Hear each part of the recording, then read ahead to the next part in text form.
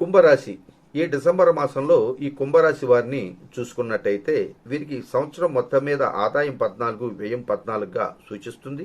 రాజపూజ్యం 6, అవమానం 1గా సూచిస్తున్నది. ఇక ఈ కుంభరాశి వారికి నక్షత్ర రీత్యా ఫలితాలు మనం ఇప్పుడు తెలుసుకుందాం. ధనిష్ట 3, 4 పాదాల వారికి మనస్సు చాలా చంచలంగా ఉంటుంది. అంటే ఇప్పుడు ఉన్న ఆలోచన మరి కాసేపటికి మారుతూ ఉంటుంది. అంటే దేని మీద వీరు నిలకడగా నిలబడేదానికి అవకాశం ఉండదు. ఇక అనారోగ్య బాధలు వీరిని చాలా వరకు బాధిస్తూనే ఉంటాయి. చెడు సహవాసానికి మీరు చాలా వరకు దూరంగా ఉండేదానికి ప్రయత్నించాలి. చెడు సహవాసాలకి చాలా వరకు మీరు దూరంగా ఉండేదానికి ప్రయత్నం చేసుకోవాల్సి ఉంటుంది. దైవ దర్శనానికి ప్రయత్నించి సఫలులవుతారు. అలాగే ఆరోగ్యం గురించి చాలా జాగ్రత్తగా మీరు ఉండాల్సి ఉంటుంది. ఎంత జాగ్రత్తగా ఉంటే అంత మీకు చాలా యోగదాయకంగా ఉంటుంది.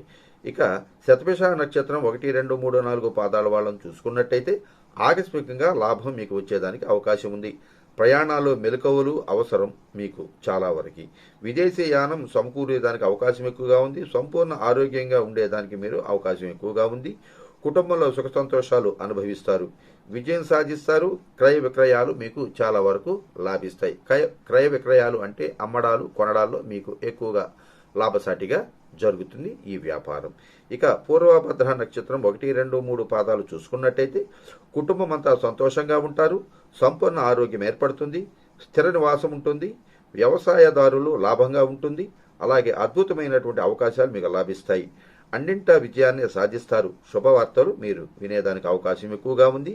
ఇక ఈ నక్షత్రాల రీత్యా కుంభరాశి వారికి గ్రహశాంతులు ఏ విధంగా ఉన్నాయంటే ధనిష్ట 3, 4 పాదాల వారికి బుధుడు, రాహువు, గురుడు వీరి ముగ్గురికి కూడా జపహోమాదులు చేయిస్తే చాలా యోగ్యదాయకంగా ఉంటుంది.